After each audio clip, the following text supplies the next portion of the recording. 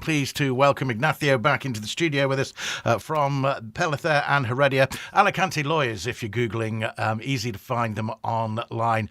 Good to talk to you again. It's been a while. Yeah, Carl, just good afternoon. It's been probably some years. It has indeed, yes. You were stolen by Moody on the breakfast show. But of course, he's doing all things digital now, and you're still continuing with some of that as well, aren't you? That's right. That's very good. We joined you the other day, Ignacio. You were talking on your own webinar, which you do on a sort of bi-weekly basis, don't you, about golden visas, which, of course, has been very much in the news recently. And perhaps we should recap a little bit about what's happened. The end of the golden visas is going to mean something to some people, but perhaps not to as many people as we thought. That's correct. I mean, if you read the numbers, even though you probably know that all the numbers are with quotes, because we really don't know whether they are really correct or not, but it is not going to be that much impact. The thing is, for some people, non-European countries, selling a property abroad over 500,000 euros is quite common because the cost of living in different countries is much more. So it was a good opportunity to sell your main property, move on to Spain, relocate yourself, and get a visa which gives you free movement in Europe. You are probably welcome to work, welcome to come stay, like the non-lucrative, and they're welcome for you to be non-taxpayer. So which means you don't need to pay income tax return if you stay less than 183 days. So for me, that golden visa is perfect because it gives you all these possibilities, a lot of flexibility. And we're still getting, Carl. We're still getting. Yesterday, actually, I got 2 golden visas already approved. And what's the timeline for getting them approved at the moment? Quite quick, I think. Yeah, actually, we're getting an average of 20 working days. Wow, it's pretty quick for Spain. Yeah, I mean, it really is, isn't it? Yeah, I would say this is the quickest visa ever. I mean, more than the normal visa, because, I don't know, is this in a center in Madrid? Is that deals only with this? Dedicated to just that. Dedicated, yeah. And they're very efficient, I must say. I mean, it's the most efficient thing that I've ever seen in the administration. So why are people still applying even though it's going to end? Right, good question. The way I see is people are going to invest in coal anyway. So that's what I say to clients. If you're going to go for it anyway, do it sooner rather than later. If you're going to do it anyway, why will you lose the opportunity? Now, I think is worth doing. I don't think it's going to be removed so quickly. I think it was more publicity on the left-wing party trying to bring a lot of allegations. Well, they're cancelling something that was brought in by the previous Conservative government, the PP. That's right. They? So correct. I can see the politics. The politics. But also there were the statistics that came out of it that actually we were thinking maybe a lot of Brits will go for it because, Brits can no longer have the free movement since Brexit. But as it turns out, it was lots of Chinese and Russian people that took up the option. The number one, I believe, it was Chinese and then the Russians. But if you see the numbers after the years, well, you could see the impact of Brexit after 2021. Then a lot of Americans that are relocating to Spain and, they sell their properties over there. And in general, it's more than 500,000. So for them, it's not a big deal to just say, OK, let's sell it and move over here. And we get the visas and that's the end of it. Not less, Carl, you will get with people investing the 1 million euros on shares or investments or the 2 million public debt. Okay, which I don't think that's going to be removed. So but this is only me guessing, reading the news, because the only news you can find will be the one that he published that day. Well, yes, absolutely. There is plenty from the government about it, isn't there? Yeah. And it's all obviously in the way that they want to portray it and the way that they want to see it. So in this webinar that you had the other day, you had some experts as well as the guys that normally are on your staff talking about this. What were the big questions that people were asking? Well, the big question, I think the most important ones are, can I still submit it? This is only one. And the answer is yes, you're still on time until this law is changed, modify, or, you could carry on doing. As I said yesterday, I got another 2 Americans. And it's very quick. And it was very quick. We had everything. When we handled the conveyancing, we had everything beforehand. So once we complete, we just lodge it through, even though there is some paperwork still pending. We take advantage and try to buy time. That's what we did with this couple. And the other question that is important about renewals that you made. Yeah, there was that question that we had from a couple that were asking basically what happens then, because they're valid for 3 years. So they're all valid for 3 years. Yeah, the 3 years, then you renew 2 years, and then you will carry on renewing. Yes, so even after the if 5 it's years. going to end, you can still renew. We don't know that yet, do we? I mean, to be honest, we don't know what changes they're going to go, how far they're going to go, and what kind of performance after the publicity is going to happen. Right. So initially you can still do it. It'll still be for 3 years. Yes. But we're not quite sure yet what happens at the 3-year period. My understanding will be that, let's put it this way, the one from yesterday, 3 years, then 2 years, then we get the 5, and then renew 5 and 5 and 5. But I don't see the government stopping if you already have acquired rights. It's quite aggressive. You're already there, aren't you? You're already there. Like when we were looking at it for people that had been living in Spain from the UK, Brexit happened. Those that filled the requirements were still allowed to stay. Correct. So you'd think it would be a similar scenario. A similar scenario. I don't see the government being that aggressive unless they've got a purpose. But I don't find it limiting citizens' rights, freedom of movement and things like that. And certainly this government isn't really known for that. And actually, if it does swing about and we get a change in government, they're the guys that brought the golden visa in the first place. So, Yeah. So this is a situation. They did an interview of El Confidencial the other day about what we think about the golden visa. And to be honest, I think it works. It's good. Whether they want to change it for more money, but it brings possibilities for people who bring money into the country. You don't need to go for golden visa if you don't reach 500. So you could go with an NLV, non-lucrative visa. There are lots of options, aren't there? So that this non-lucrative visa, tell us a bit more about that. Yeah, the non-lucrative visa, pretty much all the requirements somebody applying for a golden visa will fit into this category. The only difference is these people must stay in Spain more than 6 months in a calendar year. So which means they're going to be in a position of being tax resident. Now, the thing with the golden visa, it doesn't make you tax resident. So let's say you've got a lot of business, a lot of work, and you don't really know, because if you do tax planning, you pay here X amount. But probably over there is more efficient. And then you say, why would I? Right? Then you don't stay that longer. So you've got the visa, you could stay up to 6 months, right? Because you're allowed to stay longer, but you decide not to because of a tax.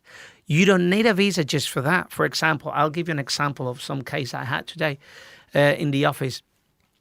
Some people are, let's put it this way, Irish, okay? And the wife, British, okay? Yeah, so you've got somebody who is entitled within the EU and somebody who isn't. Right. And I'll put it this way. He will apply for the green card residency permit for Europeans. The wife, based on the marriage certificate, will apply a family member of a European citizen. So both of them will be European citizen to the same rights. Right. But what happens, they will be entitled to stay as much as they wish for 5 years, right? But they could decide for tax purposes stay less than 6 months. So that's an option as well. It depends on your needs, really, Correct. I suppose, and how you want to do it. So that's just one of the other options. Of course, there's the nomad visa, which is another option. The nomad visa, that's a visa for people that are willing to work remotely. And these people working remotely must be working for a company more than 3 months, being entitled to work remotely in Spain by the company. The company needs to be more than 1 year operating in business, and we need to register the company on Social Security here. Now, this nomad visa is one of the most complex but more efficient as well, because the nomad visa, it will be like the Beckham Law as well. Automatically, if you qualify with it, you haven't been tax resident for the past 5 years, it will be 24% tax based on your income only generated working remotely.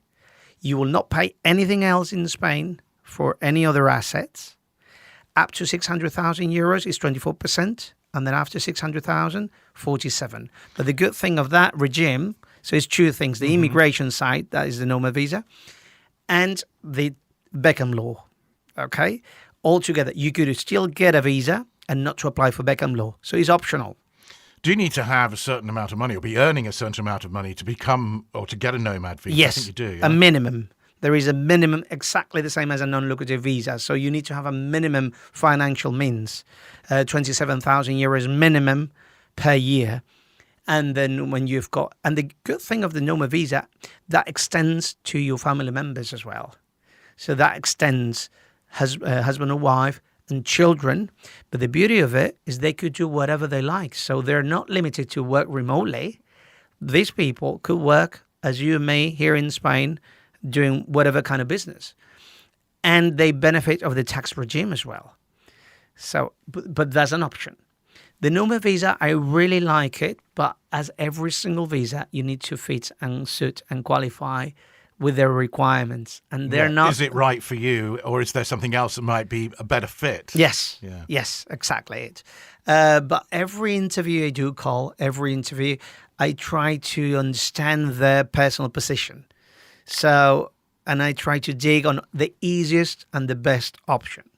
For example, as I said, you're married to an Irish, then our life could be easier in these respects, you know? If you are not willing to work and you've got the money, the non-lucrative visa, because you're not going to spend the 500,000, you don't need to. You probably want to buy 100,000 euros plot of land and build it, and you don't want to be limited.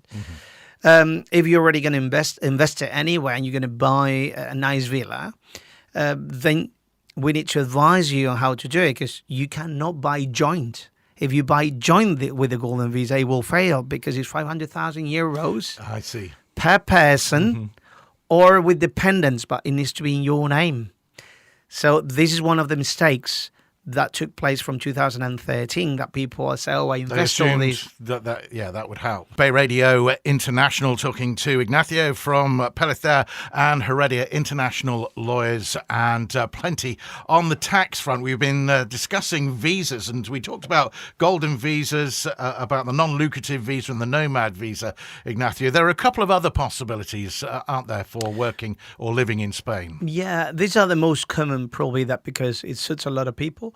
But the student visa, I say that is a very nice way to come over to Spain, and start is not a very complex. We could do it once you arrive in Spain if we've got all the documents like criminal records, the health insurance, the padron, obviously payment of your academy to learn Spanish, because that's one of the requirements, and have money in the bank in Spain.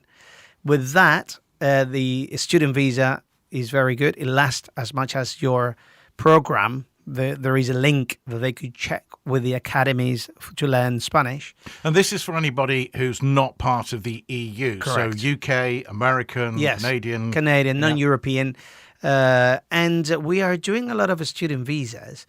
And to be honest, Carl, is the easiest way to just try to jump into. And then from here, we could change into a different visa. Some people say, oh, I want to start working.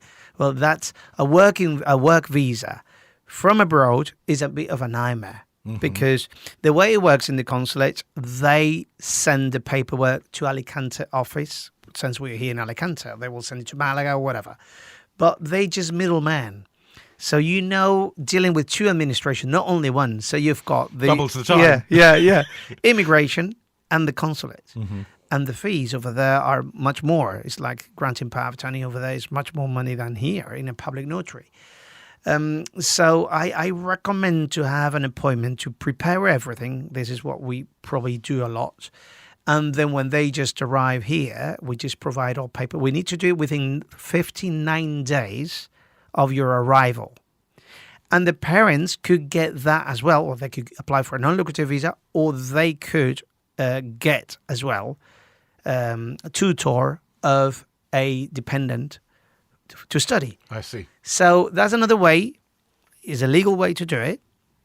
And obviously, after 2 years of legal residency with different countries, we could apply for nationality. Depends on the agreements that Spain have with different individual countries. I mean, all the Ibero-Americans countries, Portugal, Andorra, Philippines, and obviously a few more, 2 years of legal residency, then you get your nationality. You need to apply for it. And but yes, I think the student visa might help a lot. Yeah, and the strange thing is for Great Britain that last week the EU were offering British students the possibility to have free movement as they did prior to Brexit, and that would have been, I think, up to 30 years old. But then the UK government has said they don't want to do that. They'd rather have individual agreements with individual countries. I don't quite understand why, whether it's because they think they might be able to get more in those sorts of agreements than they might as an EU agreement as a whole, or whether it's your view, which we were talking about in the break, which is Brexit was a divorce, and for a long time after a divorce, people just don't like to do things. I'm more of that opinion. It's more about the ego of not accepting because you either take it or leave it. You know, you didn't agree with there is not plan, there is not. So we're falling out. Yeah, and it's going to take a long time. Yeah, until we recover the confidence, you know? Oh, my goodness. Yeah, mean, really, it sounds quite strange, doesn't it? Because I think it's a bit short-sighted as well, isn't it, for Britain? Because if you think, you know, what sort of benefits that Britain gets from their students, their young people being able to travel across Europe, just that travel experience, but learn other languages and maybe, you know, learn other trades and then bring that back to Britain, then that's got to benefit the country rather in the long term. Yeah. And actually, you value a lot of things now because we don't have it. I mean, you find out the problems. Well, we already knew that was a possibility, Carl, but I never respected this situation because to the citizens, it doesn't help much, does it? I mean, it's only problems, administrative problems, and you don't win here at customs. You know, I have a friend that he deals with customs all the time. Now customs is an issue. Yeah, everything is an issue. Actually, I went round and round in circles at Christmas trying to deal with customs in Madrid and in the end, whatever somebody had sent us got sent back. You know, but I guess they were a bit hot at Christmas time with stuff. Because they were making a few bucks, I suppose, off people. But yeah, it's been difficult. You know, the whole Brexit scenario, and it seems like we've been talking about it forever, and we continue to because it still rears its ugly head. There are things not happening in Britain now that we've been hearing about recently, and they can't actually go to the new rules because they're not ready or they don't have the infrastructure or the technology. And it's to be honest, I think is going backwards in a relationship, you know, is that everything needs to be a deal. So now everything needs to be an individual deal. The other way around is like you're part of the club, isn't it? You're part of the club. We all agree all these rules. Okay, like the rules, the statutes of your company, this is a minimum. For example, when we go to court, Carl, and now because of Brexit as well, the agreements now are different. The international agreements through the courts are completely different. So than what now we had previously under the EU. For example, let's say you have a divorce sentence. A divorce sentence, I just need the Hague apostille and the translation, and then enforcing. It was not an issue because it was in a European country, and I don't need to start the executor, which is a procedure.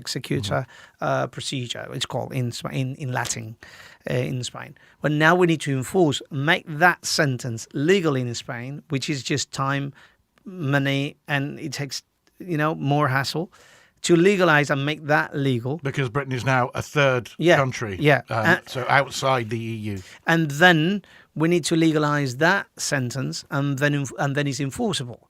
You know, all these things. I mean... well, the Brexiteers would say that it's allowed Britain to be freer and make its own trade agreements in other parts of the world that perhaps the EU have never got done or aren't interested in doing. But, hey, that's up to them. I know where we stand on this. Yeah. All right, we'll take a look at taxes, specifically in Madrid, because there's a new Mbappé tax that we're hearing about, but also Spain-wide, because the Beckham tax still applies for a lot of people as well. This this piece of legislation, named after a famous footballer again, because, hey, they're the ones with the cash. But he'll be probably the first to benefit from lower taxes in Madrid, along with other foreigners. He's French, Kylian Mbappé, for those who don't know, currently plays for Paris Saint-Germain. It's been going on and on forever, but it looks like he's going to sign for Real Madrid in the summer. But I think the right-wing Madrid government are looking there to attract more foreign investments into the region with beneficial fiscal rates. So it's something that they'll be able to do as they're an independent region, well, not independent, but a region of Spain, independently of the central government taxation rules. That's what I was going to say. Whereas, so the Beckham Law, though, which you are quite well schooled on, what does that allow people to do when they come to Spain? Well, the Beckham Law, as you know, it was created, and they did it exactly the same. They created for Beckham because he was the first one to enjoy that specific tax regime for people who worked. It was not about working remotely, obviously. It was for working abroad and not being tax resident. In the old days, it was 10 years. Now it's 5 years. So that law, Beckham Law, is being modified recently because of the nomad visa. So the nomad visa is part of the startup law. It's what we call it, the startup law. It was promoting about setting up business startups, right? And trying to bring talent from different places and allowing them to work here. To benefit Spain as a whole. So it was in any of the regions, not specifically Madrid, which we're talking about for the Mbappé one. The thing is, to do a law, you need to deal with the central government, right? Now, in this case, probably they are trying to concentrate in Madrid because, the state and Madrid, every region controls 50% of the tax. So whatever tax you pay, average, it gives you 50% this community, 50% the state. So if I'm just guessing, if they approach the president, probably Isabel Ayuso, and because she's very proactive on bringing talent, bringing money, reducing taxes. So I'm sure that was the approach. And they did approach her to do something to reduce the tax. How do you do it? You need to do in Madrid to reduce the tax of what they are capable to do. Otherwise, they need to speak to Pedro Sanchez probably and then make an agreement. And probably that's harder. So maybe other regions could possibly follow should this Mbappé law go through, which it looks like it is. Specifically, applicants will be able to deduct 20% of all the money they invest in the Madrid region under the Mbappé law. But the Beckham law, as you said, still exists for the whole of Spain, and people can take advantage of that. Are there any parameters on how much money you can and can't earn? Does it go up and changes? Do you mean the Mbappé law? Under the Beckham law. Oh, the Beckham law, That's the one we know all about. Yeah, the Beckham Law, which is quite solid now. You need to be non-tax resident in Spain for more than 5 years. So even Spaniards who are working abroad and they are coming over here, they could apply for the Beckham Law, okay, because they have been more than 5 years tax resident. They haven't been tax resident in Spain for more than 5 years. Then if you work remotely, and that's the Beckham Law, and the company allows you and you register here and your company pays social security here, the taxation is 24%. Flat fee up to 600,000 euros income. And you don't pay anything else except income tax only based on that specific salary. So if you have money from property abroad, you don't pay tax here. If you don't qualify for wealth tax, because that's... Do you still have to declare on your on the form, that you have this money that's not in the country, even if you're under this particular law? That my understanding is that if you're only going to be taxed in Spain for the income tax return that you're having, the rest of it is irrelevant. Okay, if you're under that particular Beckham law. The good thing here, Carl, is 24% up to 600,000. So that allows all these players to get, I was going to say, you have to be a football player pretty much, or a company director or something like that, or owner of BayRadio. I mean, that sort of thing,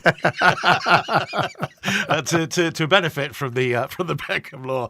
I knew that would make you laugh. Yeah. That's a good one. Yeah. But yes, Mbappé Law, I think, is going to be... I've got a few of the details on it. They're saying go ahead. The question is, what's the catch? So there are a few caveats which depend on how long you stay in Madrid specifically. The new regulations establish you'll have to stay and live in Madrid for a total of 6 years. If you leave before those 6 years are up, you'll be forced to return part of the tax savings you made. Yeah. So Madrid will ultimately benefit as a region because it will get more of the tax that they wouldn't have got otherwise. Yeah, that's right. They will get something, and plus will bring wealth to their region. Yeah. So that will just, they will spend the money. They will spend the money in Madrid anyway. Mm-hmm. So I think that's the point. And I think the government in Madrid is very proactive.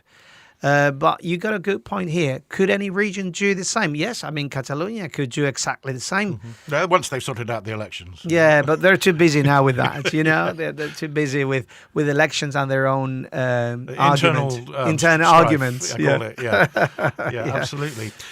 Just before you go, Ignacio, what are the things that you're dealing with most for people at the moment? What is it the things that people are struggling with? TIE still a concern, for instance? Right. I still having... and then I just bring the attention to the audience. If anybody still struggling with the TIE, TIE swapping, it wouldn't be renewal. But probably, I'm sure there is people still that they did not apply for the TIE yet. And they were here before, So that's okay, as I understand it, if you have the green residency form. If you've got the green residency form, you should be fine. Swapping, okay, we need to get you an appointment. You get an appointment, you put the padron, your photo, here you go. And then in 3 weeks' time, you should have the TI. Getting an appointment is difficult, though. Still it depends where you are, but it's difficult for, to wait to get an appointment. Now, what about those who didn't have that green residency? Right, that's still possible? I mean, that's still possible. I agree. And due because we've been suing the administration so many times, obviously they know us already in the courts. Well, as I understand it, in the court sometimes the judges are asking you guys because you deal with it far more often than they do. Yeah, actually, there is not that many people that deals with these cases, so they say as well. And actually, the courts have been pointing people to Pellicer and Heredia for these type of cases. Because sometimes these, the administrative court deals with different subjects. For example, not the just tax, TIE not or just residency. not just extranjería, right?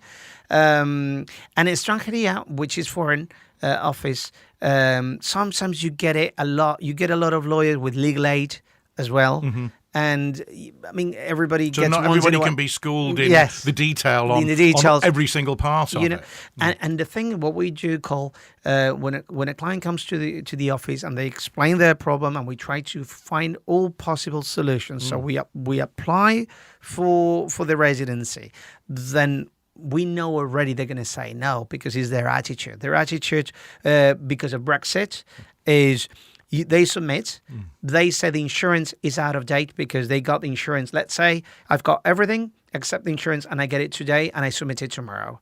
They will say, I'm sorry, I'm not giving you your TIE because the insurance is dated today. But the law doesn't say that the insurance needs to be dated when you were resident as well, because you were, but you didn't apply for it. So they're getting confused. That's why I tell the lawyer of a state, they were residents. Anyway, they were residents, but they didn't apply for the residency card. That's something different. And they still insist that no, because you didn't padron, you didn't have that. So we take it to court, we have a hearing, and then they hold a sentence. Thank God, so far, so good. Everything with sentence in our favor, most of them with legal cost. And I try to insist is an average, even though it's symbolic, because probably they only pay you 500 euros or something like that, but better than nothing, And then you wouldn't believe, Carl, some of the cases, they still even there to appeal the decision. So the lawyer of a state appeals the decision of granting the residencia take it to the High Court. Why would they do that? Why do they do that? I don't know. They're stubborn. Okay. Their way, is making our life more difficult and miserable. That's why I tell them. That's why I go there. I tell them come off. up against you, Ignacio. Listen, I mean, is our time there? We have 5-10 minutes. I tell them off. I say this is unacceptable, and they still appeal. So you know what I'm doing now? I'm enforcing that sentence to get their TA, temporary TA. So I try to get it beforehand. I see. If I am not lucky, if I get a sentence, I try to get it after the sentence while they're appealing the decision, because I've got a few cases in this respect, and they're appealing the decision, which you wouldn't understand. Why would you appeal that decision if we already have precedent? Indeed, that's the thing, isn't it? In law, it's already there. It's frustrating, Colin. Wow. Okay. Yeah. But it's good to know that there's somebody fighting the courts. Yeah. I love it, said, to be honest. Not everybody really understands it and knows about it. Even the courts, even the judges. You just had the situation where the judges stopped proceedings to ask you. What do I think? What's the precedent here? Yeah, I've got a case in Murcia, and he was very interested because it was the second case he dealt with. The first one, it was already being appealed, and he wanted to learn more about it with all of us. So after the hearing, he stopped everything, and he made a colloquium there with lawyers that were sitting there asking me and trying to understand why the administration is being so tough. Stubborn. But they are. And that's why, as long as they carry on being stubborn, we will carry on fighting for it. Keep pushing them. Yeah. Great to talk to you again, Ignacio. Look forward to catching up in a couple of weeks and maybe at the webinar next Wednesday. Yep. Alicante Lawyers, if you want to look up Pellicer and Heredia, it's the easiest way to do it. AlicanteLawyers.es, and we'll talk again soon. Nice to see you. Cheers. Thank you.